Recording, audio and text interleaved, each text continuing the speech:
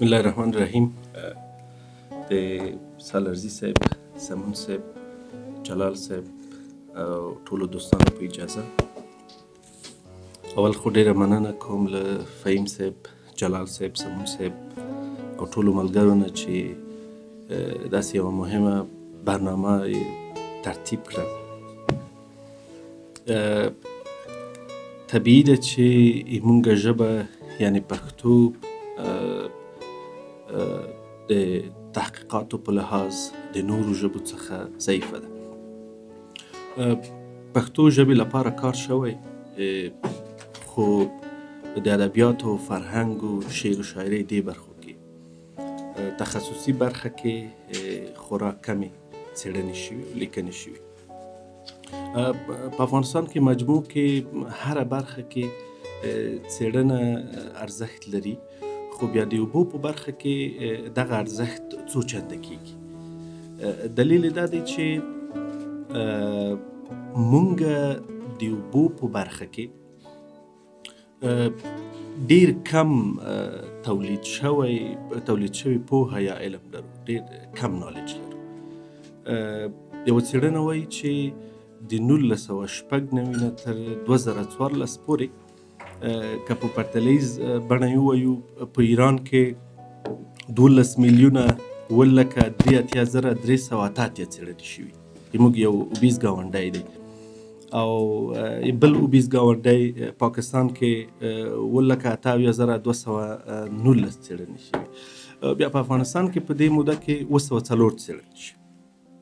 د مقایسې وړ نه ده. همغسې چې واینر وایي په خپل کتاب کې کله چې معقوله او مؤثره تصمیم نیونه کېږي 95% د موضوع په اړه اطلاعات او معلومات دا رول لوبوي.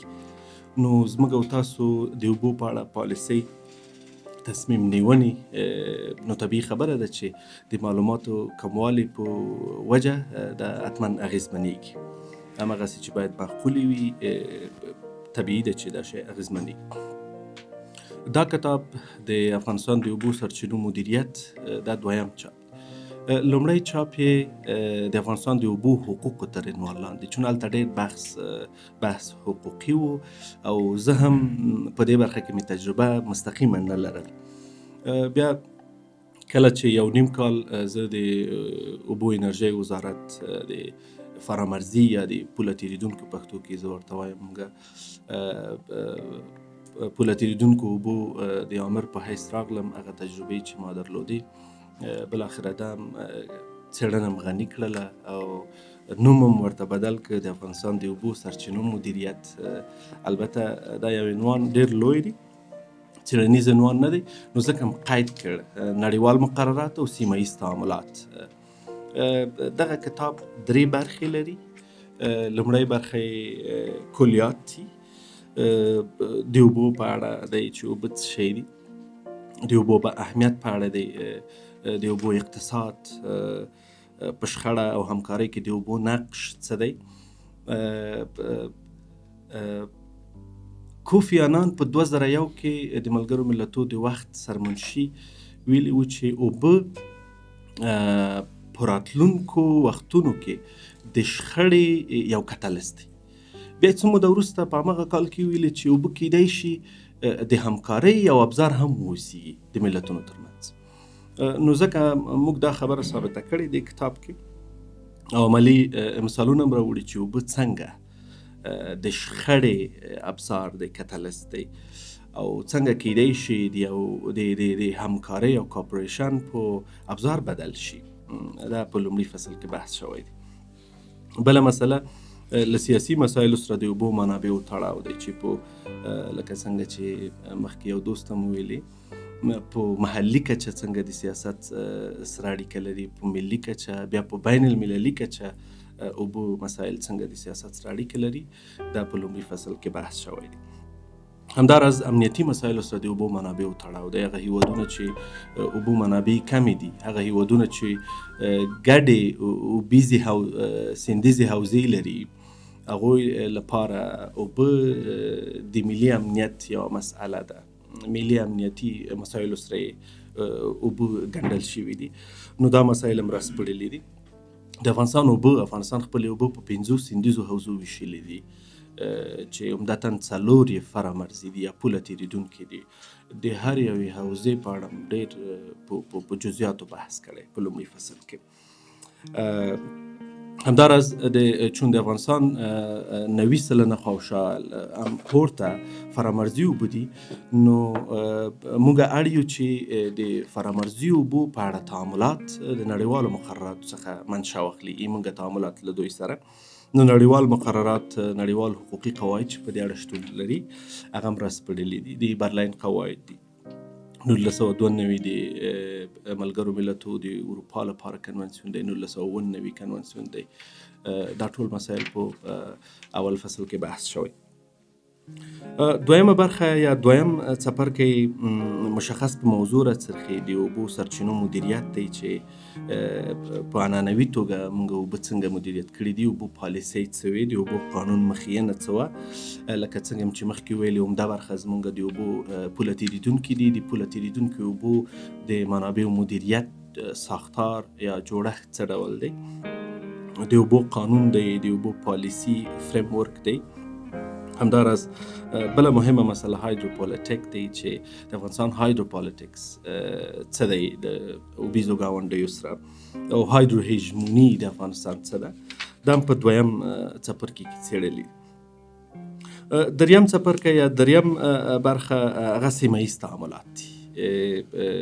مخکې مې ویلې چې موږ شاوخوا 90% اوبه چې دي هغه پوله تېرېدونکي دي.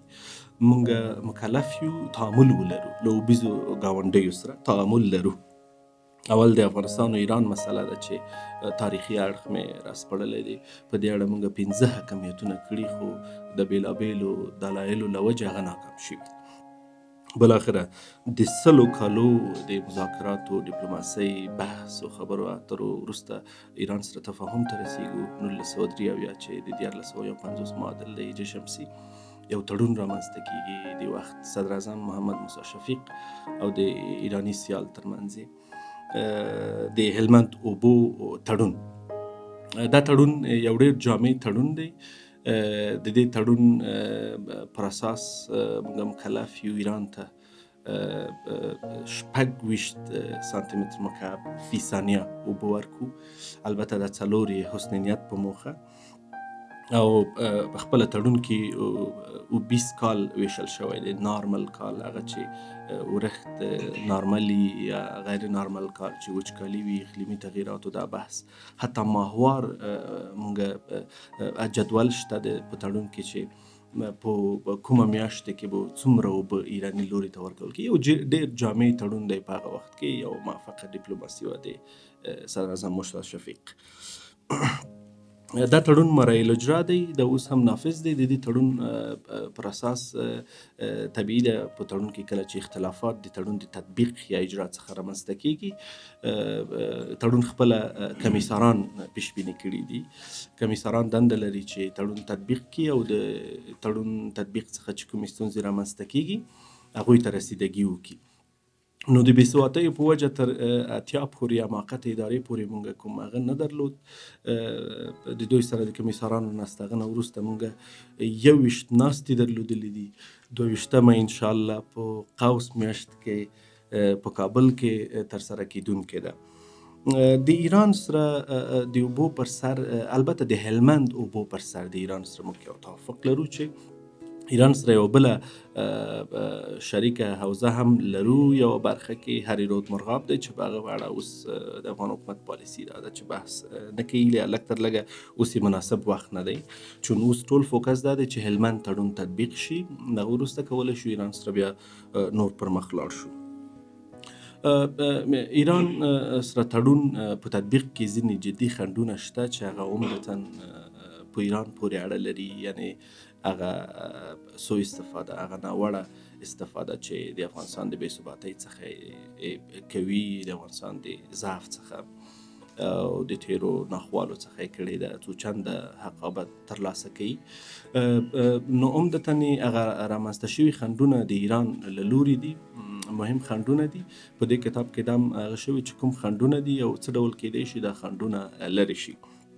بله مسله موږ د پاکستان سره د کابل سیند ګډ سیندیزه حوزه ده چې پاکستان سره مخکې ډیر مخکې تلي تر 2014 کال پورې نړیوال بانک ډیره هڅه وکړه چې نړیوال بانک یو کامیابه تجربه درلوده د هند او پاکستان ترمنځ. دوی فکر کوله که څنګه چې هند او پاکستان مونږ د انډستریال بیسن سره ټول کړل مذاکراتو ټیبل ته بلاخره یو تړون ته ورسېدل او به کولی شو افغانستان او پاکستان هم په دې برخه کې سره کینو او بلاخره تفاهم ته ورسېږي. تر 2014 پورې هڅې کولې 2014 کال کې ناامیده شول نتیجه یې ورنه کړه. نو هغوی سره چون حقوقي مسایل دي ډیورنډ مسله سیاسي مسایل دي نو پاکستان سره ځکه د اوبو په اړه ډیر مخکې نه دی تللی افغان حکومت. موږ شمال سیندیزه حوزه آمو سیندیزه حوزه ورته وایي چې درې هیوادونو سره شریکه ده ترکمنستان تاجکستان او ازبکستان سره چون موږ اړیکې د دوی سره هی دي اقتصادي اړیکې تجارتي اړیکې او سیاسي اړیکې تر یو حده نو ځکه د اوبو برخه کې موږ بالفعل کومه منازعه نه لرو او همکاري د منځنۍ اسیا هیوادونو سره شته. البته په تاریخي لحاظ باید ووایم چې چون دوی نو شوروي اتحاد سره افغانستان د 1958 یو تړون درلود چې هلته یوه ماده 15مه ماده یې اوبو ته تخصیص شوې وه. کله چې شوروي اتحاد ړنګېږي هیوادونه نوي هیوادونه د مرکزي اسیا هیوادونه اوبیز ګاونډي هیوادونه یو څو تړونونه خپل منځ کې کوي چې افغانستان متاسفانه اګنوروي. لیکن د 2014 کال راهیسې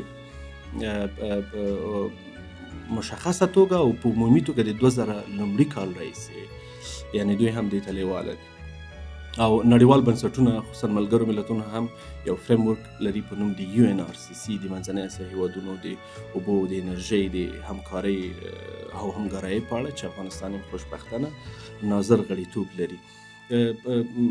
عرض مې دا ده چې د 2001 کال نه وروسته د دوی په پالیسۍ کې هم تغییر راغلی او دوی نشي کولی افغانستان اوس نو اګنور کړي لکه څنګه چې پخوا اګنور شوی و.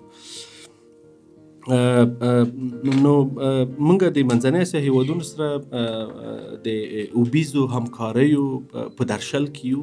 له تاجکستان سره آلریډي موږ یو MOU لرو یا یو تخنیکي سند او پروتوکول لرو چې هغه پر اساس دغه ډیټا او معلومات او امار ارقام چې دي هایدرولوژي دا سره تبادله کوو او دا د اوبیزو همکاریو ډیر مهم پړاو دی ځکه همدا دی چې بالاخره ورو ورو کارپوریشن ډیریږي توسعه کوي په یو لوی تفاهم بدلیږي یا په حقوقي چوکاټ رامنځته کیږي. د ازبکستان سره د ترکمنستان سره هم ډرافت څو ځلې تبادله شوی دی. ترکمنستان سره موږ یو بل فریم ورک لرو د اوبو چارو د تنظیم همغږي کوونکې کمیټه 3 ناستې ترسره شوي دي 4مه نږدې په کابل کې ترسره کیدونکې ده او د دوی سره همکاري ښه ده. همداراز ازبکستان سره موږ ډېر همکاري لرو د اوبو منابعو پر سر مګر ابتدایي مراحلو کې حداقل هغه اراده شته. په لویه کې دا د کتاب هغه مهم ټکي دي. په هر برخه کې چې څېړنه کیږي ستونزې شته په افغانستان کې خو د اوبو په برخه کې یوه جدي ستونزه دا ده زه ورته ساختاري محدودیه وایم چې کله څوک په دې اړه څېړنه کوي چون دا موضوع حساسه ده اړوند ادارې ډېره همکاري نه کوي. هغوی دا مسایل له سیاسي مسایلو سره ډېر جدي تړاو ورکوي محرمي بولي په ساده عبارت.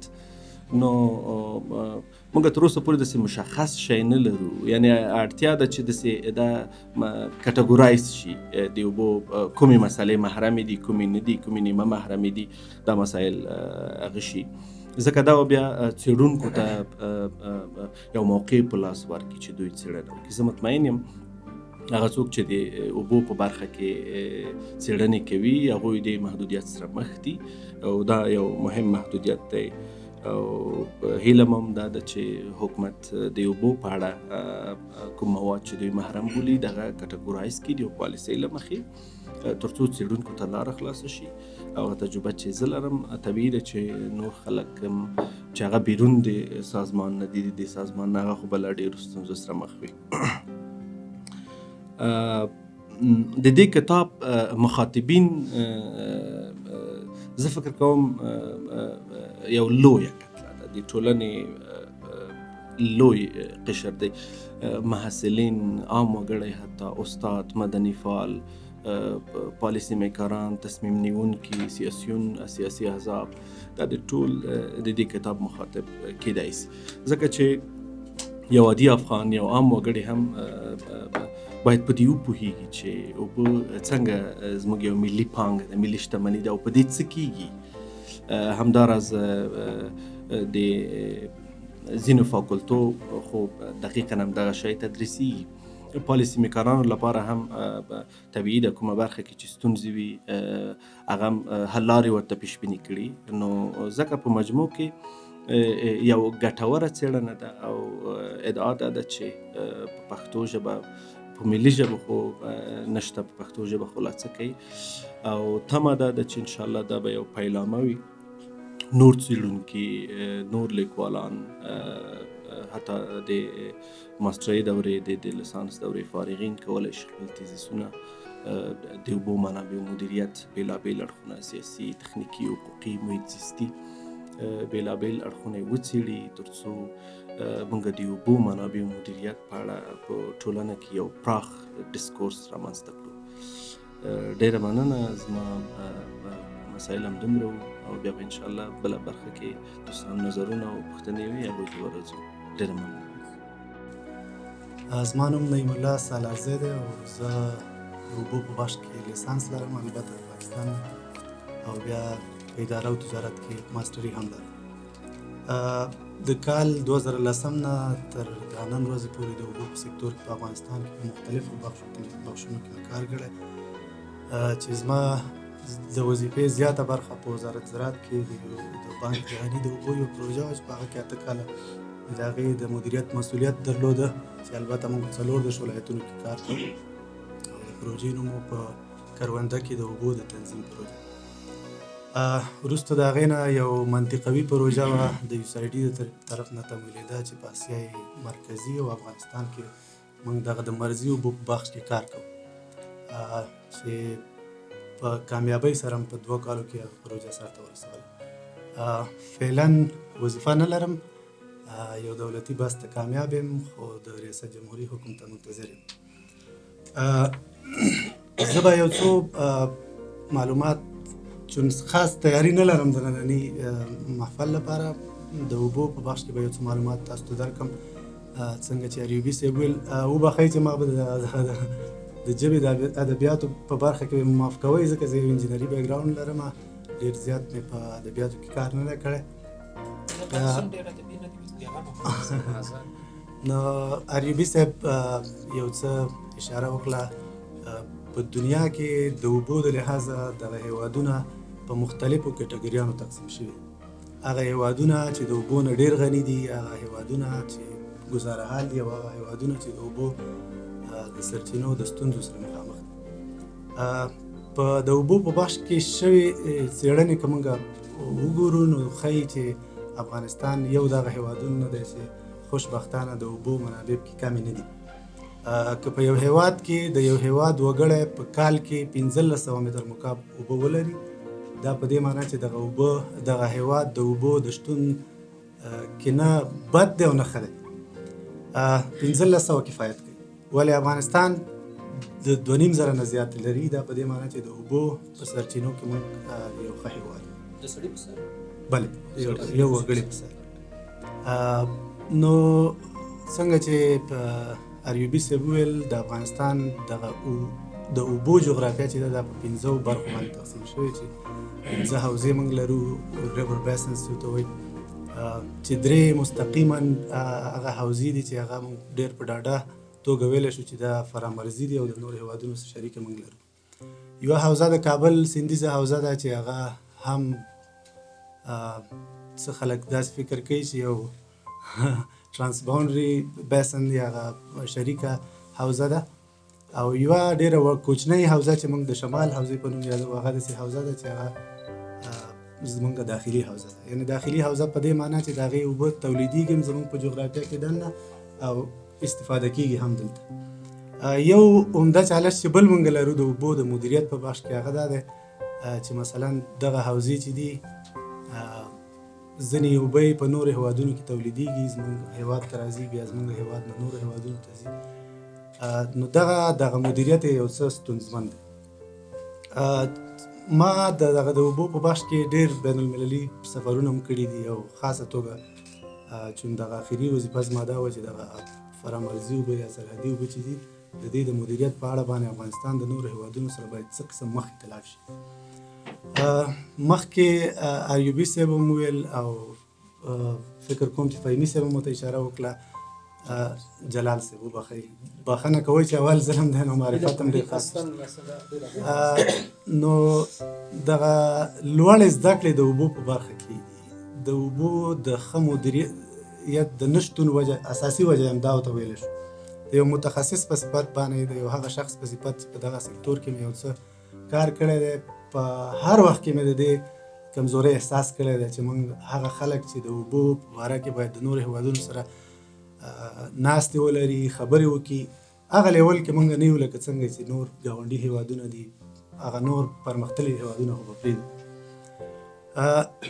نو انسان څېړنیز مرکز ډېر زیات خوشحاله یم چې په دې مرکز کې نن په اول ځل باندې ګډون کوم او هغه که په صحیح توګه باندې د جلال صاحب خبرې ما صحیح حاصلې کړې وي نو یو همدا هم دا ښیم دغه چې هغه ملي مشکلات څنګه کولی شو چې هغه حل کړو.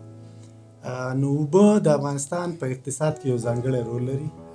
خوشبختانه دغه فعلي حکومت چې دی د هغې هغه پولیټیکل ویل یا حکومتي خوښ همدا ده چې د اوبو په بخش کې موږ کار وکړو او همدغه وجه وه چې په خاصه توګه د رئیس جمهور صاحب په د حکم په اساس باندې د اوبو د مدیریتي وزارت کې تغییر راغی. حتی وزارت په دوو برخو تقسیم شو چې یو عمومي ریاست په خاصه توګه صرف د اوبو د مدیریت وظیفه مخې ته وړي چې د هغې هغه کاري ساختار په کامله توګه باندې تغییر شو او موږ او ایوبي صاحب چون کاري همکاران یو نو د دې شاهد یو چې دغه نوی ساختار چې دی په دې کې ډېر زیات ځوانان، هغه ځوانان چې د اوبو په بخش کې یو څه زده کړي کړي حد اقل هغه راغله او دغه سکتور په مدیریت کې په خپله ونډه مخې ته ویسي. بدبختانه په تېرو 20 یا 25 کلونو کې د اوبو په مدیریت کې کوښښ ډېر شوی. زه به داسې نه وایم چې کوښښ نه دی شوی، خو کوښښ د مختلفو خلکو دپاره شاید مختلف تعریف ولري. ولې اساسي کارونه دومره نه دي شوي څومره چې ضرورت و.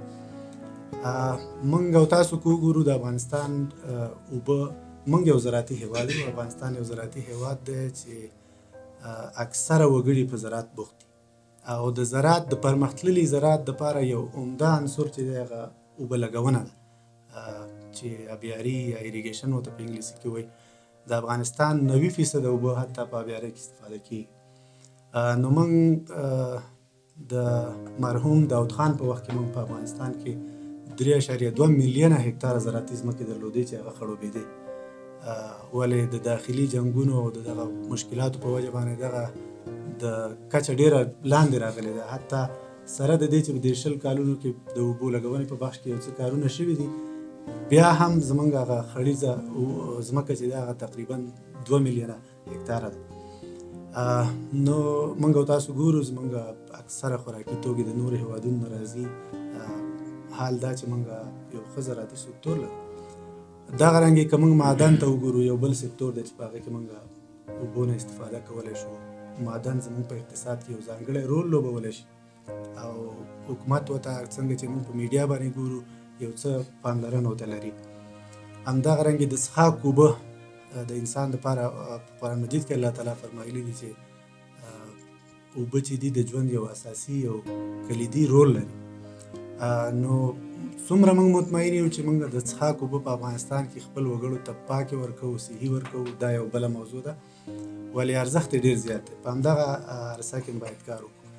چون مجلس خاص د همدغه کتاب په اړه دی، اول خو زه خپل همکار ایوبي صاحب ته ډېر زیات مننه ترېنه کوم، اول ورته مبارکي وایم چې په دغه سکتور کې یعنې موږ او تاسو د انجینرۍ په بخش کې، د اوبو په بخش کې فاکولټې لرو، ډپارټمنټونه لرو، قوي استادان لرو، خو د هغوی د شخصي مصروفیت او یا د علاقې د نشتون په وجه باندې څوک نه دي توانېدلي چې دغسې یو څېړنه وکړي او دغه یو ټوکي چې دي دا را یوځای کړي. موږ خپله چې کله ما چې خپله کله تحصیل په پوهنتون کې وم، نو بیا پیپرې چې به م کتې یا څېړنې چې به م کتې، نو اکثره به یې خارجیانو لیکلي وو. زموږ د ملک د اوبو وضعیت به یو خارجي تحلیل کړی و. نو دغه تحلیل، دغه څېړنه چې د یو جغرافي د یو ملک خپل وګړی وکړي، دا یو بیل ارزښت لري. نو د یو ځوان په صفت باندې ډېر زیات خوشحاله یم چې ایوبي صاحب دغه اقدام کړی دی، او هیله مې دا ده چې همدغسې زموږ ځوانان هغه سکتورونه چې هغه د افغانستان په بیا رغونه، د هغې په اقتصاد او د خلکو په ژوند کې ځانګړی رول لري، په هغې کې خلک تحقیق وکړي، تر څو موږ وکولی شو چې په اساسي توګه باندې پرمختګ وکړو. که موږ او تاسو وګورو، په دنیا کې پرمختګ یا ډیولپمنټ د هغې اساس تحقیق دی. په یو ملک کې اول تحقیق کېږي، د تحقیق نه وروسته ترویج کېږي، او د هغې نه وروسته بالاخره یو پروژه تطبیقېږي او پرمختګ منځته راځي. متاسفانه په افغانستان کې څېړنې یا تحقیق ته د پوهنتونونو حتی تحصیلات عالي چې یو مهمه وظیفه ده باید د وزارت تحصیلات عالي دا چې تحقیق دپاره زمینه مساعده کړي. تحقیق ډېر زیات ضعیفه دی په پوهنتونونو کې، په وزارتخانو کې. نو که چېرته موږ او تاسو یو بل ته لاس ورکړو، یو بل سره همکاري وکړو، زه مطمئن یم چې انشاءالله هغه ورځ لرې نه ده چې موږ به د اوبو یو ډېر ښه سکتور ولرو او خپل اقتصاد ته به یو رغنده رول ولوبو. په آخر کې به چون ما په تېرو 10 کالونو کې د مختلفو ډونرانو سره کار کړی، د بانک جهاني سره، د ADB سره، د USAID سره، نو څنګه چې ایوبي صاحب وویل، په دنیا کې موږ د اوبو د مدیریت دپاره یو بین المللي قانون لرو، بیا هر هېواد خپل ځان دپاره یو قانون لري چې د هغې په اساس باندې د اوبو په سکتور کې چې کومې کړنې موږ کوو هغه مخې ته وړو. زموږ د اوبو قانون چون په ایمرجنسي کې جوړ شوی په کال 2009 کې، او چون قانون چې نه و، نو ډونران دا علاقه نه درلوده چې کار وکړي. ضرور به چې یو شی موږ جوړ ولرو. نو ډېر داسې په ایمرجنسي توګه باندې یو قانون جوړ شوی و چې هغه ډېر زیات مشکلات درلودل، وظایف د مختلفو ادارو یو بل کې دخیل و. نو دا و چې دغه فعلي د اوبو مدیریت کې چې په رهبرۍ کې کوم خلک کار کوي، د دوی دا لازمه وبلله چې د اوبو قانون کې باید موږ تغییرات راولو. د خوشبختانه د اوبو قانون تغییر شو، پارلمان هم پاس شو، رئیس جمهور هم تصویب کړ، اوس فعلا د تطبیق په مرحله کې. نو د دغه قانون د رویه د اوبو مدیریت همدغه یو ادارې ته ځانګړی شوی دی چې په اسانه باندې موږ وکولی شو د اوبو په برخه کې چې کوم چالشونه او مشکلات دي هغې ته لاسرسی پیدا کړو، بالاخره حل یې کړو. نو امیدواري دا ده انشاءالله چې دغه فرامرزي اوبه یا سرحدي اوبه زموږ د اوبو یوه برخه ده، مهمه برخه ده، چون زیاته فیصدي زموږ د اوبو چې دي هغه موږ د ګاونډي هېوادونو سره شریکې لرو، او که نن او که سبا دغه فرامرزي اوبه چې دي دې باره کې باید موږ د هېوادونو سره کښېنو. کله چې زموږ د دې توانایي ولرو چې د یو هېواد سره زموږ مذاکره مخې ته په صحیح طریقې سره تللی شي، په هماغه ورځ باید موږ خپل مذاکرات شروع کړو. هغه ریسورسز یا هغه منبع چې الله تعالی موږ ته راکړي دي، د هغې نه ښه استفاده زموږ د ټولو ملي مسؤلیت دی. په اکثره ځایونو کې موږ مثلا په یو ملک کې په یو سکتور کې لاسته راوړنې موږ نه لرو یا پرمختګ نه لرو، نو حکومت د خلک وایي چې یعنې حکومت کمزوری دی، حکومتو ته توجه نه کوي. دغه ملي برنامې چې دي په دې کې چې څومره حکومت مسؤلیت لري هغومره عام وګړي ضرورت لري. یو د محصل د محصل په صفت، یو دهقان د دهقان په صفت، یو افغان د افغان په صفت باندې دا مسؤلیت لري. څو دغه ملي مشکلات چې دي دې ته په شریکه فکر وکړو او حل یې کړو. نو زما امیدواري دا ده انشاءالله چې هغه ورځې څه ناڅه موږ وینو په افغاني ټولنه کې چې خلک هوښیار شوي دي، ځوان نسل په خپلو مشکلاتو باندې پوه شوی دی، هغه به د خپل حکومت سره لاس په لاس دغه مشکلاتو ته انشاءالله د حل لارې چارې لټوي. په آخر کې د ریوډي صاحب ترې ډېر زیات مننه، مبارک دی وي ته. زه به یم انشاءالله حتما چون فارغ یم اوله وظیفه به مې همدا وي چې دا کتاب ولولم او په څنګ کې ستاسو نه ډېره زیاته مننه چې د دې غونډې کوربهتوب کوئ، عزتمند شئ او انشاءالله په دې هیله چې په آینده کې په دغسې برنامو کې شرکت وکړو او د یو بل د علم نه استفاده وکړو. ورځ مو په خیر. مننه. ډېر تشکر. زه ډېره مننه کوم د انسان بنسټ نه استاد کریم صاحب وجرا صاحب نه چې فرصت برابر کړ چې د اوبو په اړه دا بحث او په عین حال کې اصلا هدف دا و چې د دې کتاب مخکتنه وسي، بیا پروګرام داسې ترتیب شو چې د کتاب د مخکتنې ترڅنګ په دې سربیره چې لیکوال به خپل کتاب په محتوا باندې غږیږي، یو څو نور مسایل به هم پکې هغه کوو چې یو مسله عمومي موضوعاتو چې هغه سنرزي صاحب تاسو سره شریک کړي، یو مشخصه موضوع زه لرم د اوبه خو ډېر لوی بحث ده، یو خو که اوبه په هغه جغرافي په لحاظ باندې هغه کو د موضوعي لحاظ یو خپله داخلي اوبو مدیریت ده، یو د هغه ترانسبانډ یا د فرامرزي اوبو مدیریت ده. دا دوه جلا برخې دي او د افغانستان په هغه کې حکومتداري سیستم کې هم دغه دوه مختلف هغه دي ورته نهادونه دي چې دا مخته وړي. ما دا لازم وګڼله چې د افغانستان د فرامرزي اوبو د حکومتدارۍ دا چوکاټ یا ترانسپلانټي واټر ګورننس فریم ورک چې دغه باندې ما البته یو څه لیکلي دي، په دې اړه تاسو ته یو څه وړاندې کړم. خو مخکې له دې چې مستقیما موضوع ته لاړ سم، ښه ده چې لږ زره داسې وړاندې لاړ شو، پس منظر ته هم یو اشاره وکړو. د افغانستان د فرامرزي اوبه اصلا 4 دورې زما له نظره څومره مطالعه چې زه لرم، هغه البته نسبي مطالعه مې چې په دې برخه کې کړې د افغانستان د فرامرزي اوبو تاریخ د 4 دورو باندې ما تقسیم کړی. البته تاریخي یو د افغانستان د فرامرزي اوبو د مدیریت هغه زرینه دوره ده چې هغه موږ په ډاډ سره ویلی سو چې د شاهي نظام او اعلیحضرت ظاهر خان په دې برخه کې یعنې ډېر زیات زیار او هڅې کړي دي او هغه میراث د زیربنا ده چې همدا اوس موږ ترې استفاده کوو. که تاسو وګورئ په شاهي نظام کې موږ یو څو لوی پروژې د اوبو د مدیریت هلته تطبیق کړي او اوس عملا ترې استفاده کوو، د کجکي او د سروبي او د نغلو. همدارنګه که د دهلې بند وګورو په قندهار کې څومره ډېر هغه د ډرونټې بند که وګورو، د جلال آباد د اراضۍ سره به څوک اشنا یي که نه، د ډرونټې بند تر جوړېدو مخکې خلک قصې کوي چې جلال آباد خصوصا د جوزا او سرطان او اسد په میاشت کې سور اور و، هلته شګلنه ځمکه وه، خصوصا د ریګ شامرد خان ورته وایي، اوس هم هغه منطقه شته.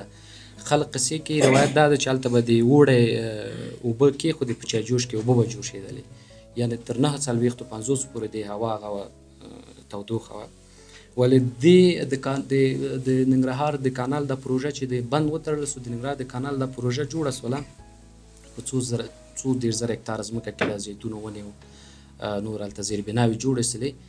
د جلال آباد دغه بدل کړه، بیخي د څېره یې بدله کړه، هوا یې بدله کړه. بالاخره جلال آباد د خلکو لپاره هغه سو د استوګنې وړ سیمه وګرځېده.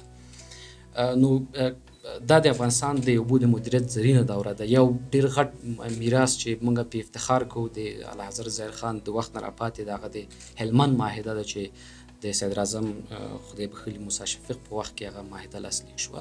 یعنې ما یو وخت کې مطالعه کوله، زه دې ټیک ته متوجه سوم چې دا د هلمند معاهده که موږ وګورو یعنې دا یو ډېره معقوله هغه د نړیوالو قوانینو په اساس چې هغه عادلانه او معقولانه اصل چې ده په همغه اساس باندې جوړه شوې او تر ډېره پورې د افغانستان ګټې هغه کړي دي، البته واقعیتونو ته په کتو باندې خوندي کړي دي.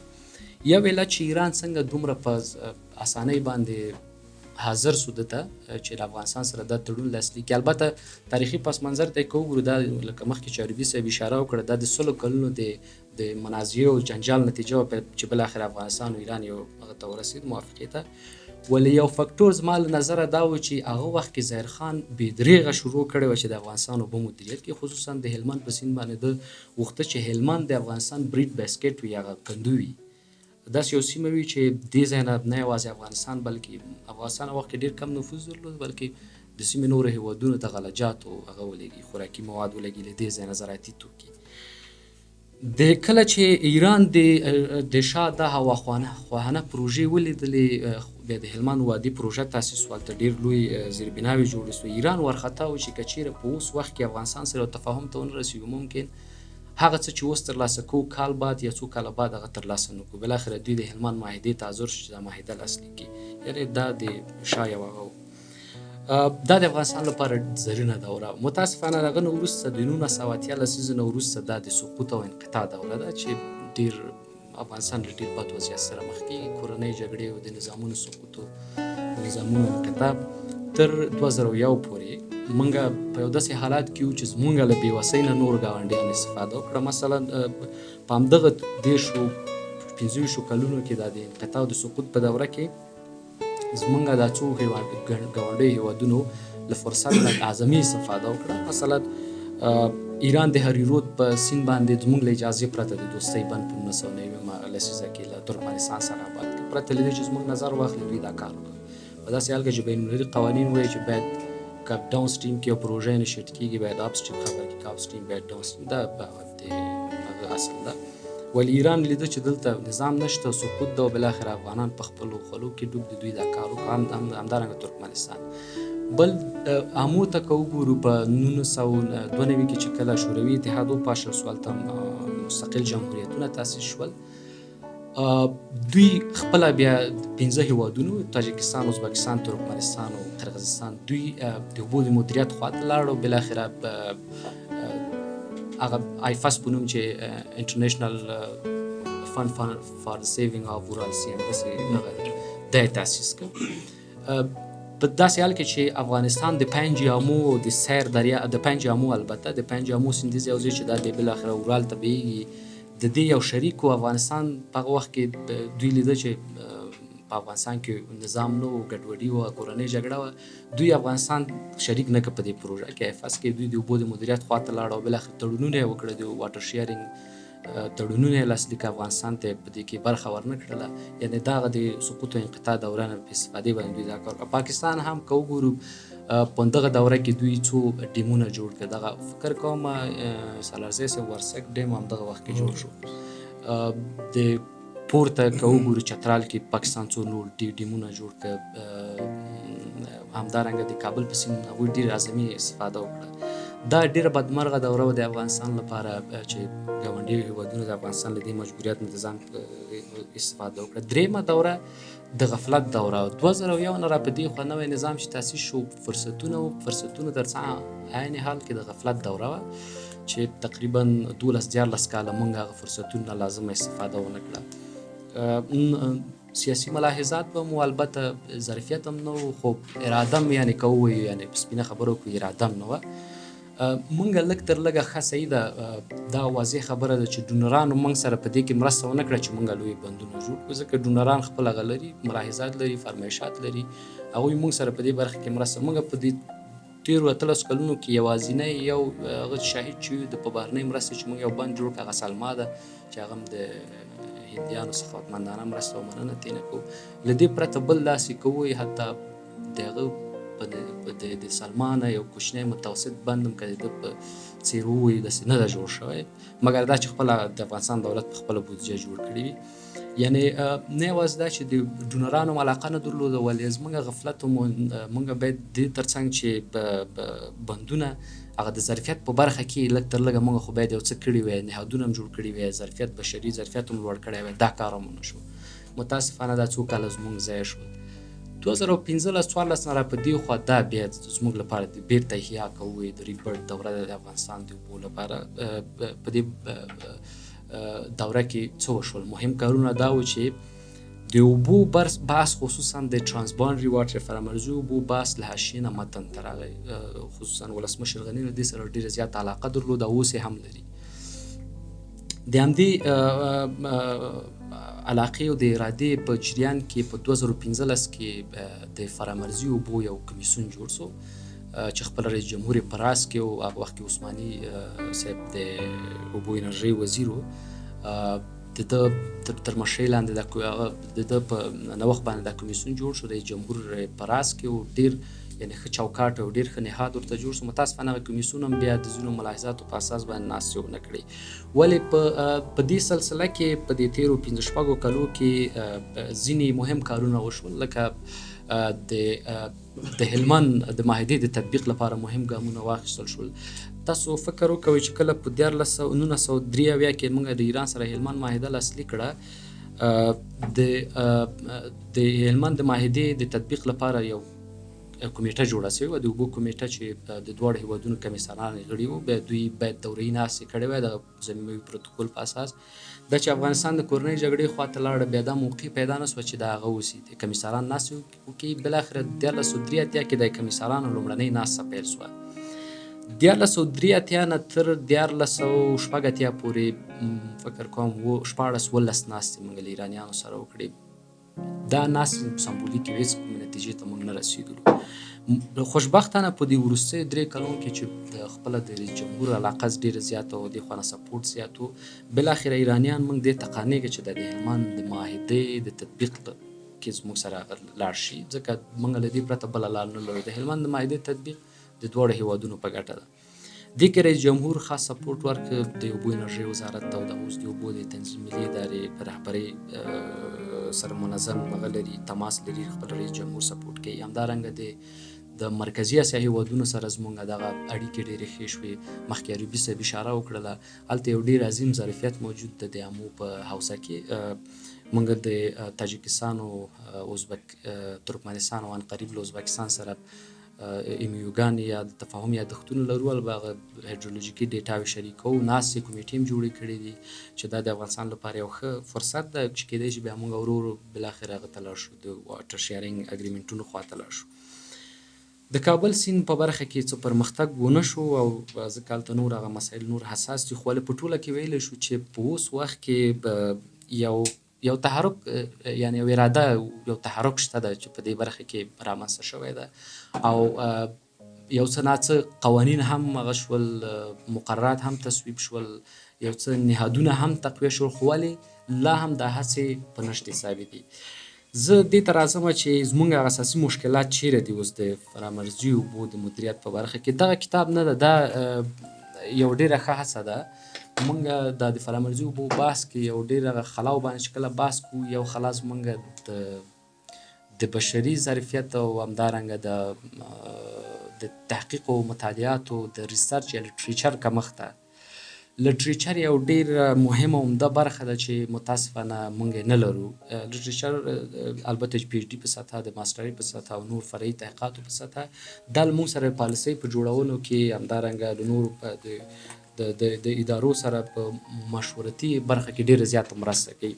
البته په تېرو 15 کلونو کې دغه د فرصت دوره که چېرې وګورو کار وشو، یو څه ډونرانو یو څه فنډ ورکړ، موسسې رامنځته شوې، ریسرچونه یې وکړه، محصلین لاړه بهر، هلته په دې برخه کې ریسرچونه یې وکړل، ماسټرۍ په کچه، د دکتورا په کچه. زه خپله یو له هغه کسانو یم چې ما په 2019 کې چې زه سکالرشپ باندې لاړم، نو بیا LLM کې د نړیوالو حقوقو په برخه کې ماسټري کوله. ما خپل تیزس د ټرانسباونډري فرامرزي اوبو د حقوقو په برخه کې چې موضوع مې هلمند هغه معاهده و، هغه په دې باندې ولیکه. یعنې دا زما لپاره جالبه وه. دا د همدغه یو بدلون هغه چې ما ته انګېزه راکړه چې زه په دې برخه کې کار وکړم. دغه ډول اثار چې دي، دا د دغه خلا د ډکولو په برخه کې ډېر مهم دي، چې زموږ دغه د لټریچر د تولید په برخه کې اشرا خلاوي چې دا راډکېږي. تر دې مخکې که تاسو وګورئ، زموږ په دې تېرو هغه کې لټریچر یا اثارو کې حتی د افغانستان دغه اوبو په اړه یو حاکم ذهنیت دا و چې فکر ټول اوس هم ډېر خلک په دې باور دي چې دغه څو سیندونه، سیندیزې حوزې چې دا زموږ اوبه دي، دا زموږ انحصاري حق پرې لرو، چې څنګه یې کولی شو زړه مو وړی هماسې مصرفوو. یعنې کار نه و شوی، آګاهي نه وه، خلک نه پوهېده چې آیا رښتیا هم په دې بدلیدونکې نړۍ کې موږ اوس هم دا په دې باور یو، او آیا دا ممکنه ده چې موږ د خپلو اوبه چې څنګه هم زړه غواړي هماسې مصرف کړو؟ نه، د حقیقت داسې نه ده. دا اوبه صحیح ده چې د افغانستان په جغرافیه کې ډېره برخه د افغانستان په جغرافیه کې بهیږي. ځینې سیندونه داسې دي چې د افغانستان نه سرچینه اخلي، بیا ځي، ولې شریکې دي، او نړیوال قواعد که موږ منو باید دا هم ومنو چې د اوبه شریکې دي او د عادلانه او منصفانه د عادلانه او معقولانه اصل په اساس باندې هر هیواد هم د خپل د ضرورت په اندازه باندې هغه لري چې اوبه مصرف کړي. نو عربي صاحب چې داسې یو هڅه وکړه دا د دغه خلا د ډکولو لپاره یو ډېره مهمه هڅه وه. بله یو مهمه خلا چې هغه اوس د افغانستان د فرامرزي اوبو سره مخ دي هغه په افغانستان کې د دغه اوبو حکومتداري ده چې متاسفانه مونږ دغه د فرامرزي اوبو اوسنی چوکاټ کې چیرې تحلیل کو د اوسنی مقتضیاتو یا د اوسنیو اړتیاوو ته ځواب نشي ویلی او که چیرې مونږ په همدغه منوال په همدغه هغه باندې روان اوسو نو مونږ نشو کولی چې د خپلو دغه زورورو نسبتا زورورو ګاونډیو نه چې له مونږ نه مخکې دي د اوبو د مدیریت په برخه کې د هغوی سره مونږ سیالي وکړی شو. د 1999 کال د قانون د تصویب نه مخکې د اوبو د مدیریت په برخه د اوبو د مدیریت یعنی مالکیت کوي په افغانستان کې دا یو داسې مبهمه موضوع وه. لکه مخکې سالزي صاحب اشاره وکړه د 2008 کال قانون چې و هغه په بیړه باندې جوړ شو، ډونرانو جوړ کړه ځینې مسایلو چې هغه همداسې نه انحل پاتې شو، لکه د اوبو د مدیریت یا مالکیت مسله وه چې باید کومه اداره د اوبو مدیریت کړي. هغه وخت کې مختلفې ادارې په دې کې داخلي وې، لکه د اوبو انرژۍ وزارت و، د ښار جوړونې وزارت و، د مالدارۍ کرنې او مالدارۍ وزارت و، د ښار جوړونې وزارت و، د کلیو پراختیا وزارت و. دا بېلابېل دوی یو ډول تداخل وظیفوي رامنځته کړی او بیخي پراګندګي موجوده وه. بیا د 1999 کال قانون په اساس د اوبو مدیریت یو واحده مرجع ته لاړه چې هغه د اوبو تنظیم ملي اداره ده. ښه، اوس که دغه د حکومتدارۍ هغه چوکاټ ته لاړ شو، اوس د اوبو د مدیریت په راس کې اول چې تر ټولو عالي ترینه مرجع چې ده هغه د اراضیو د اوبو عالي شورا ده چې دا د اوبو تنظیم د قانون په اساس باندې تر ټولو عالي یا تصمیم نیونکې مرجع ده. دا شورا چې ده عالي شورا چې رئیس جمهور مشري کوي او نورې زیدخلې ادارې پکې غړي دي، دوی د پالیسۍ او د نورو لوړو تصمیمونو د هغه تصویب صلاحیت لري. بیا تر دې لاندې چې راسو د فرامرزي اوبو د مدیریت کمیسیون ده چې هغه مخکې ما اشاره وکړه 1996 کې تاسیس شو، تر اوسه پورې کومه غونډه نه ده کړې چې په راس کې رئیس جمهور و، مالیې وزارت، بهرنیو چارو وزارت، دفاع او امنیت ریاست او قبایلو وزارت دا ټول پکې داخلي دي عضو دي، دوی تر اوسه پورې کومه غونډه نه ده کړې. بیا همداسې لاندې د اوبو تنظیم ملي اداره ده. د اوبو تنظیم ملي اداره البته د اوبو د مدیریت دغه اجرایوي واکونه لري چې په قانون کې تعریف شوي دي. بیا د اوبو د تنظیم ملي اداره کې کرا شو، بیا دلته یو امریت ده، د اوبو فرامرزي اوبو د حقوقو امریت ده چې اوس یې مشري عربي صاحب کوي. په داسې یو چوکاټ کې چې موږ که وګورو افغانستان د اوسنیو شرایطو او د قدرتمندو ګاونډیو هغه ته که وګورو، د سیالیو ته که وګورو، په دغسې یو چوکاټ کې موږ نسو کولی چې د خپلې اوبو مدیریت کړو. یا خو دا ده چې که خپله د امریت په سطحه راشو، اوس د اوبو د حقوقو امریت چې ده د اوبو تنظیم ملي اداره کې یو امریت د 6 کسه تشکیل لري، ډېر کم ظرفیت لري، امکانات یې ډېر کم دي. بیا د دغه امریت په چوکاټ کې یو بل واحد د فرامرزي اوبو د مدیریت تخنیکي واحد جوړ شوی ده. دا د دې واحد 5 کسه متخصصین لري چې د بهرنیو ډونرانو لخوا کې استخدامیږي او دوی په د چاپیریال ساتنې په برخه کې، د اوبو د شخړو په برخه کې، د اوبو د سرچینو د مدیریت او د اوبو د حقوقو په برخه کې باید مطالعات وکړي تر څو دغه امریت تقویه کړي، سپورټ کړي. متاسفانه هغه هم یعنی په داسې هغه څومره چې توقع کېږي هغومره فعال نه ده. خبره دا ده چې دغه ساختار زمونږ اصلا داسې نه ده ډیزاین شوی چې یو حرکت راولي، تحرک راولي او دغه اوسنیو اړتیاو ته ځواب ووایي.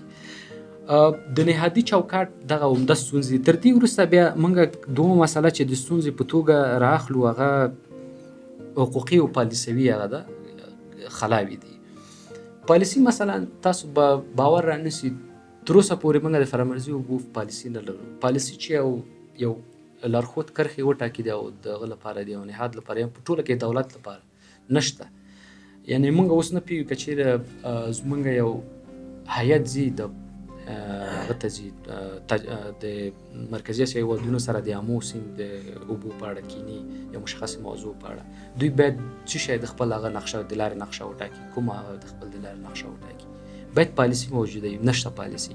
یا دا چې که موږ یو مقرره تصویبو خصوصا په دې برخه کې باید څه شی د دوی لپاره یو ګایډلاین یو لارښود پالیسي باید وي. تر اوسه پورې دا پالیسي نشته. البته د 95 کلونو کې د دې پالیسي څو ډرافټه جوړ شو، تصویب نه شو. تر اوسه پورې زه فکر کوم کار پرې روان دی، تصویب شوی نه ده. یعنی فکر وکړو زموږ پالیسوي چوکاټ په دې حد کې ده. بل حقوقي چوکاټ دی. حقوقي په قانون کې یوازې فرامرزي اوبه تعریف کړي دي، ریبي صاحب تعریف کړي دي. اولته یو مسله بله دا ذکر کړې ده چې په هغه صورت کې چې معاهده‌ای هغه سیندونه معاهدې په اساس هغه کې چې معاهده نه د جلا مقرراتو په اساس باندې هغه غسی باید مقرره موږ نه لرو د فرامرزي اوبو. فقط یو ماده ده په قانون کې چې هغه د فرامرزي اوبو په اړه بحث، یعنی مطلق له حقوقي او پالیسي خلاص سره موږ مخ یو. یعنی په داسې وضعیت کې سړی څنګه توقع درلودلی شي. دریمه موضوع چې د ستونزې په توګه دا د معلوماتو او ارقامو هغه ده مدیریت ده، انفارمیشن منیجمنت ده چې موږ ډیټا منیجمنت متاسفانه موږ د خصوص البته د په داخلي سطح باندې ښه ده زموږ نسبت د 15 کلونو پخوا ته اوس وضعیت ښه شوی ده. د اوبو سرچینو ریاست چې ده هغه یو منظم ډیټابیس لري، د معلوماتو بانک لري جوړ کړی و. د فرامرزي اوبو برخه کې موږ د ارقام مدیریت له ستونزو سره مخ. دا اوس مثلا موږ ته معلومات نشته چې د هلمند په حوزه کې د ایران د هغه نه خوا د ایران په خاوره کې د هلمند د سیند په اوږدو کې څومره تاسیسات جوړ شوي دي، څومره تر پلان لاندې دي، څومره اوبه یې افیکټ کړي دي چې هلته دا هغه شوې ده. یا همدارنګه موږ نه پوهېږو چې د آمو په سیند باندې د هغه نه اخوا کرښې نه د سرحد نه اخوا څومره تاسیسات جوړ شوي دي. همدارنګه اخوا معلومات موږ نه لرو. یعنې دا باید منظم معلومات وي موږ سره چې موږ ته وشي. د دې یو مثال زه درته وایم. یو ورځ یو مسله راغله د اوبو تنظیم ملي ادارې ته، د نورک مسله فکر من تاجکستان. یعنې موږ باید مخکې له دې چې هلته موږ خپل نظر ورکړی وي تاجکستان دا بند جوړو، موږ چې ولټو یعنې زموږ خپل هغه وخت کې زه د اوبو د حقوقو امریت کې موږ سره دا معلومات نه و، یعنې چې وګورو چې دا بند کله جوړ شوی ده، په کوم سیند باندې جوړ شوی ده، څومره اوبه یې هغه کړي دي، ظرفیت د اوبو هغه څومره ده. دا شی موږ سره نه و. دا د اوبو د ارقام معلوماتو د مدیریت برخه کې دا مشکلات دي. په داسې حال کې چې دا ډېره مهمه ده، موږ باید د اوبو د ارقام د مدیریت د ارقام دقیق ارقام ولرو. د دغه ارقام په اساس باندې بیا موږ خپل پالیسۍ جوړوو. دا د اوبو د مدیریت په برخه کې یو ډېر مهم بحث ده. بله خلا چې دا هغه تخنیکي او حقوقي ظرفیت ده. اوس په دې برخه کې خاص موږ که تخنیکي ووایي، البته کیدای شي د واټر ریسورس منیجمنټ چې چا لوستی دا او د ټرانسباونډري واټر د فرامرزي اوبو هغه دومره سره تفاوت نه لري. کولی شي ځینې مسایل مشابهتونه ولري، ولې اوس د فرامرزي اوبو مدیریت یو بیل جلا مسلکي بحث دی، یو ډیسپلین ده چې باید موږ په دې برخه کې متخصصین ولرو. داسې متخصصین ولرو چې هغوی ریسرچونه وکړي. مثلا د هلمند د حوزې یو مکمل هغه سچویشن انالیس وکړو، وګورو چې مثلا د دې حوزې اقتصادي ټولنیز وضعیت څنګه ده، د دې حوزې محیط زیستي وضعیت څنګه ده، د دې حوزې د هغه جغرافیایي وضعیت څنګه ده. یو عمومي هغه تحلیل ولرو. داسې موږ ظرفیت نه وینو چې داسې یو څوک پیدا شي هغه تحلیل وکړي یا دغه ریسرچ ترسره کړي. همدارنګه حقوقي ظرفیت که موږ وګورو، حقوقي ظرفیت البته هغه شته ده، خو د حقوقي ظرفیت تر اوسه پورې ټلی شوی نه ده، یعنې لازمه استفاده ترې نه ده شوې. په اواخرو کې کدرونه په دې برخه کې تولید شول، هم بهر نه راغلل هم په داخل کې، ولې بیا هم څومره چې لازمه ده موږ هغسې لازم ظرفیت په دې برخه کې نه لرو. یو بل مسله بین المللي نه همغږي ده. موږ په دې برخه کې مشکلات. اوس د بهرنیو چارو وزارت هم د اوبو د مدیریت برخه کې یو مهم سټیک هولډر ده.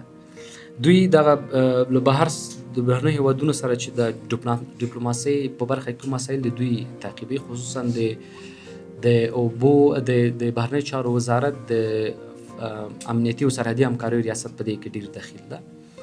ډېر کله بیا داسې کېږي چې خپله د اوبو د تنظیم ملي ادارې چې پخوا د اوبو انرژۍ وزارت او د بهرنیو چارو وزارت لازمه همغږي نه وي په ځینو مسایلو کې، باید همغږي وي.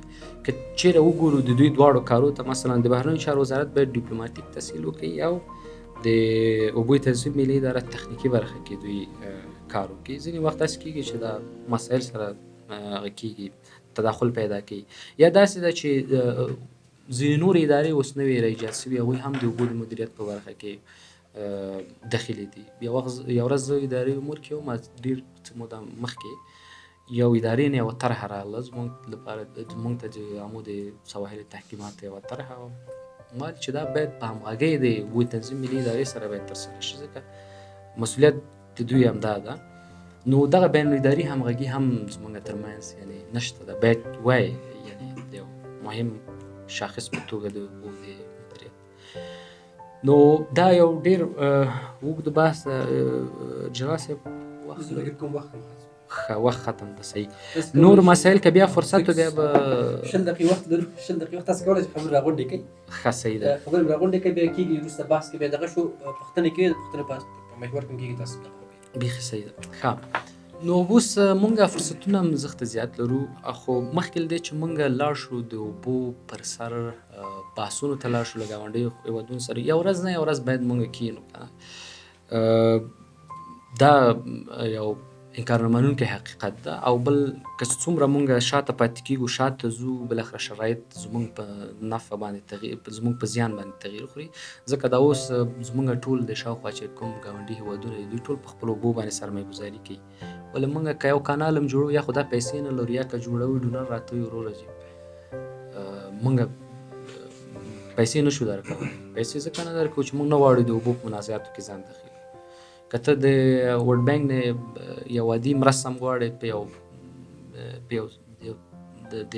یو سیندیز حوزې باندې یو پروژه هغه کوې ایم آر آی، نو هغوی درته وایي چې ته لاړ شه مثلا د همغه فلاني هېواد نه هغه نوټیفیکیشن وغوښتی، نوټیفای که هغوی، له هغې وروسته به موږ درته فنډ درکړو. نو دا زموږ لپاره یو ډېر غټ چلنج ده. ولې په عین حال کې مونږ کولی شو د دې بدیلونه هم پیدا کړو، که چېرې نور فرصتونه راوګورو. مثلا عامو خصوصي مشارکت اوس زموږ لپاره یو ښه بدیل ده. ولې دا بیا نور مشکلات لري چې مونږ دې ته باید څنګه دا بستر اماده کړو تر څو پی پی پي عامو خصوصي مشارکت لکه نور هېوادونو چې دا موډلونه موافقانه ترتیب کړي. د دې تر څنګ هغه بینیفیټ شیرینګ مسله ده چې مونږ څنګه کولی شو د اوبو د هغه کلاسیک مدیریت نه لاړ شو موډرن مدیریت ته. بینیفیټ شیرینګ مثلا په یوه حوزه کې څو شریکې هېوادونه دي، مونږ په دې اړه په تفاهم سره رسېږي چې وایي مثلا د اوبو د ویش خواته نه ځو، د اوبو د مدیریت او د اوبو د مزایاو نه د مساوي استفادې په لور ښه موډلونه یې مثلا مونږ لرو. میکانګ د لاوس او کمبودیا او دغه هېوادونو هلته ډېر موفقه موډل جوړ کړی ده چې هر کال د دې نه هر هېواد میلیاردونو ډالر هم د برېښنا د تولید، هم د غلجاتو، د کرنیزو محصولاتو د تولید په برخه کې دا فرصتونه دي. نور فرصتونه البته زموږ هره حوزه فرق کوي، هغه شرایط سیاسي او جغرافیوي او نور اقتصادي او ټولنیز او اقتصادي شرایط ټول هر یو فرق کوي، او د هرې حوزې لپاره باید هماغسې یو پالیسي جوړه سي. نو دا فرصتونه هم شته دي. که چېرې بیا وخت په راتلونکي کې په فرصتو باندې به مو وغږېږو. دغه د اوبو د مدیریت باندې چې کله موږ بحث کوو، موږ دوه کلمات لرو چې په انګلیسي کې ورته یعنې د اوبو کمښت چې دی که نه، واټر سکیرسټي، یو ته فزیکل واټر سکیرسټي وایي، یعنې فزیکي ډول باندې د اوبو د کمښت سره موږ مخامخ یو، یو ته اکنامیکل واټر سکیرسټي وایي چې مثلا موږ اوبه لرو خو د اوبو د بیا رغونې دپاره، د پرمختګ دپاره موږ پیسې نه لرو. متاسفانه چې افغانستان چې دی یو دغه هېوادونه چې موږ د اکنامیکل واټر سکیرسټي سره مخامخ یو. که موږ په کابل ریور بیسن باندې غږیږو، نو په دې کې شک نشته چې دا یو ډېره درنه سیاسي موضوع ده که نه. موږ مثلا د ډیورنډ کرښه زموږ دپاره اولنی ریډ لاین دی، صحیح ده. که موږ دې ته مرضي اوبه وویو، مثلا موږ په خپله د ډیورنډ لاین مخالفت کوو، صحیح ده. فرامرضي اوبه یعنې د هغه کشور سره، د هغه هېواد سره زموږ شریکې اوبه چې هغه موږ یو بیروني هېواد ګڼو. موږ په دې باور چې دا د اندوس یوه برخه ده، صحیح ده. اوس یعنې اندوس ته وایي په سیاسي ډول باندې کېدی شي چې یو نفر دا نظر ولري چې دا بیخي فرامرزي حوزه نه ده، صحیح ده. دا یعنې دا زما خپل هغه شخصي تحلیل دی. صحیح. دویمه خبره دا ده چې که موږ دغه د فرامرزي اوبو تاریخچه وګورو، دا نور هیوادونه مطالعه کړو، نو څنګه چې سمون صاحب وویل په دې کې باید ته په دوه پوزیشن کې باید اوسې، یا په اقتصادي ډول باندې یو غښتلی هیواد باید اوسې چې ته دې ته اړتیا ونه لرې چې بانک جهاني پسې ځې او ADB پسې ځې. د هغې نه علاوه که دغه نه وي، ته مثلا په بینیفټ شیرینګ یا کم فایده چې ده په یو بل هیواد سره باید وغږېږي. څو مجالس ملي او بین المللي دي چې د کابل ریور بیسن باره کې چې دي ما خپله پکې اشتراک کړی. مثلا څنګه چې سمون صاحب ویل بانک جهاني وایي چې موږ د اوبو قانون لرو. دا د اوبو قانون زما په نظر باندې ورلډ بانک جوړ کړی هم هغه اپریشنل پالیسي د OP 7.50 ورته وایي، یو پالیسي لري. ښه، یو پالیسي ده. مثلا وایي چې یو اپ سټریم هیواد دی، یو ډاون سټریم. کله چې یو هیواد کوم شی جوړوي باید بل ملک نوټیفای کړي. ما خپله شخصا په دوبۍ کې زموږ یو ورکشاپ ما دا سوال وکړو چې مثلا کله پاکستان په کابل ریور بیسن کې بند جوړو، څوک یې نوټیفای کړی؟ تاسو په هغه وخت کې بانک جهاني، ته خو بانک جهاني په هغه وخت کې وایي که نه، تا ولې هغه نه پوښتنه نه ده کړې چې تا افغانستان نه دی نوټیفای کړی که نه؟ خو اوس چې کله موږ مثلا کوم کار کوو، زموږ دپاره عمده شرط دا دی چې ته باید هغه نوټیفای کړي که نه. نو دا داسې یو ډېره جنجالي مسله ده او دغه یوازینی ستونزه، یوازینی مشکل چې تر اوسه پورې کې کار نه کېږي، همدغه څو عمده دلایل دي چې دا کېدای شي زموږ د وس نه لږ جګ اوسي که نه، فار د ټایم بینګ، یعنې په اوسني وضعیت کې. یو بله مسله، زه زما جهالت راوبخئ، زه غواړم دغه معلومات ولرم. مثلا موږ آیا دغه د نوټیفیکیشن په مسله کې کوم حد هم شته دی چې تر دغه حده پورې ته اوبه کارې یا تر دغه مقدار سرمایه دلته استفاده کوې ته باید نوټیفیکیشن ورکړې، او که نه په هر لیول باندې ته مجبور چې نوټیفیکیشن صحیح دی؟ زه نه پوهېږم تاسو. یو خو دا ده چې کله چې ته ورلډ بانک ته وایې چې زه نوټیفیکیشن نه ورکوم فلاني هیواد ته، ځکه چې دا واټر فلو نه افیکټ کوي او د اوبو جریان نه متاثره کوي، ته باید یو پروف ولرې، فیزیبیلیټي سټډیز یې کړي، ګورې ته ښکاره کړي چې مثلا زه دلته یو ډایورژن کانال جوړوم، یو بند جوړوم، دغه ما کړې سروې کړې ده، اسسمنټ مې کړی ده، د اوبو په جریان هېڅ تاثیر نه لري. دا یو مسله ده. بل دا دغه OP 7.50 کې دا سکوپ معلوم ده چې دا پالیسي په کومو باندې پروژو باندې د تطبیق وړله. په دې کې حتی یو هغه هم راځي، د ټرانسبانډري اکوافیر یا د فرامرزي هغه نه دي، کله چې په سرحد کې اکوافیرونه دي، د ځمکې لاندې اوبه نه دي، د ځمکې لاندې اوبه دا هم شریکې دي. د اوبه چې ځمکې لاندې هغه هم جریان لري که نه، نو منطق دا ده چې دا هم شریکې دي. یو هیواد نسی کولی چې په سرحد کې، مشترک سرحد کې، حتی که خپله خاوره یې وي، د ځمکې لاندې اوبه استخراج کړي، لکه دا اوس چې ایرانیان د مشترک مرز کې کوي، یا خو خپل هغه کې ووټر پمپونه یې لګولي دي، هغه د غیر قانوني ده، ځکه چې هغه د اوبو چې ده هلمند سیند د سطحي اوبو جریان متاثره کوي، او لاندې اوبو کې زموږ حق ده. حتی په دغه برخه کې چې ته پروژه هغه کې ورلډ بانک نوټیفیکیشن باید صرف کړي. بل استثناءات لري د پالیسي کې. یو استثناء پکې دغه داسې یو پروژه په یو سیند باندې، په یو رودخانه باندې چې هلته ترمیمي، البته ترمیمي او د اوبو جریان متاثره نه کړي، بیا دې کې ته ضرورت اړ نه وي چې ته لاړ شې هغه وکړې. یو بل استثناء هم چې یو عربي صاحب دا مسایل شته ده. او تاسو مخکې ویل د سواحل استحکام یا کوچني برېښنا کوټونه جوړول، دا خو داسې پروژې چې موږ خپله هم کولی شو، په خپلو پیسو باندې هم تمویل کړو، ضرورت نه ده چې خپله پیسو باندې کې، که خپل پیسو باندې کې ته مجبور نه چې نوټیفیکیشن. نه هغه په هغه صورت کې ته معاهده ولرې، چې ته معاهده ونه لرې هېڅ خبره نشته. که زه اوس د کونړ سیند باندې پیسې هغه ولرم، پیسې ولرم، بندونه جوړ کړم، پاکستان ماته یې ولې جوړی، زه ورته وایم وروره تا چې ګولان د چترال کې جوړو، زه دې خبر کړم، ورسک دې جوړو، زه دې خبر کړم، لاس نور ډیمونه دې شروع کړي، زه دې خبر کړی یم، حق مې ده. ځکه د کونړ سیند کې څومره کنټریبیوشن زموږ ده،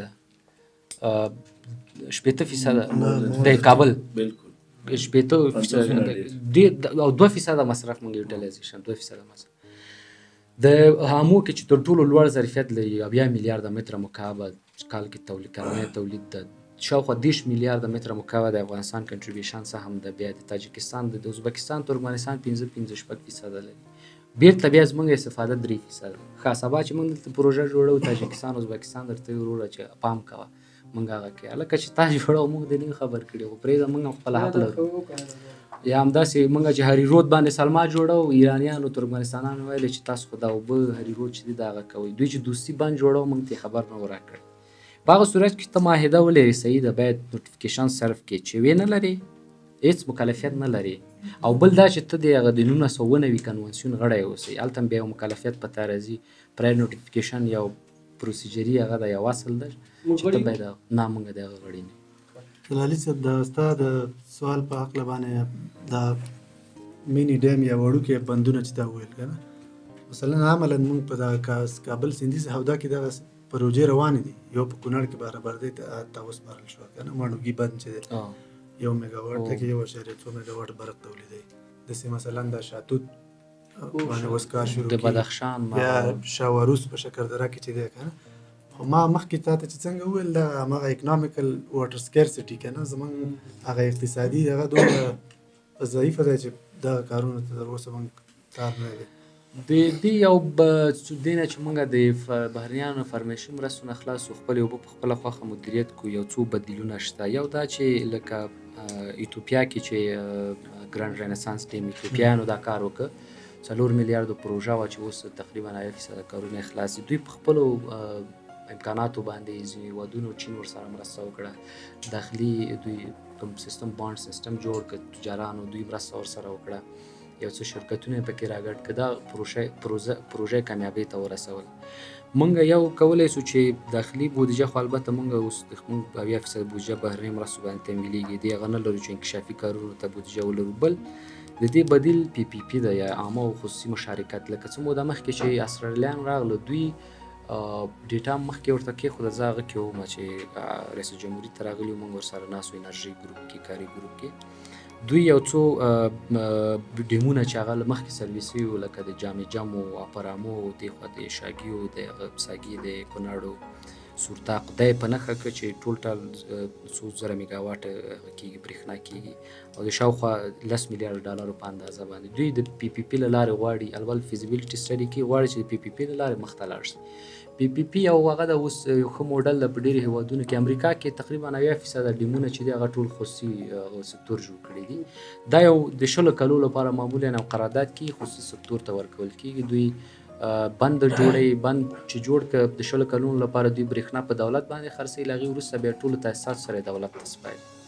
دا زموږ لپاره یو ښه هغه ده خو موږ په اوس وخت کې د پی پی پی هغه کوم هغه چې ده د هغې لپاره یو مناسب حقوقي بستر موږ نه لرو په اوس وخت کې یعنی باید احتیاط وشي البته کوچنۍ پروژو کې اوس هم حکومت د سولر او بادي دې برخه کې پی پی پی یو څو پروژې اخرو کې لاسلیک کړي دا ښه ده لوی پروژې لکه داسې چې موږ لوی ډیمونه جوړ کړو دې لپاره څه وخت اړتیا لرو دا یې ښه بدیل او ځینې هېوادونو نه موږ بې له یوازه لکه هند موږ سره د سلما کې مرسته وکړه البته هغه د پخوانۍ تاریخي دوستۍ و هغه د حسنیت په اساس باندې یو ډېر غټه مرسته یې وکړه 100 میلیونه ډالرو شاوخوا کې یعنی دا زموږ د تېرو 20 کلو کې تر ټولو ستره پروژه وه لکه دا اوس چې دی له لندر د شاتوت بند دا هم په دې ورځو کې باید هغه لاسلیک شي دا هم هندیان هغه کې تمویلوي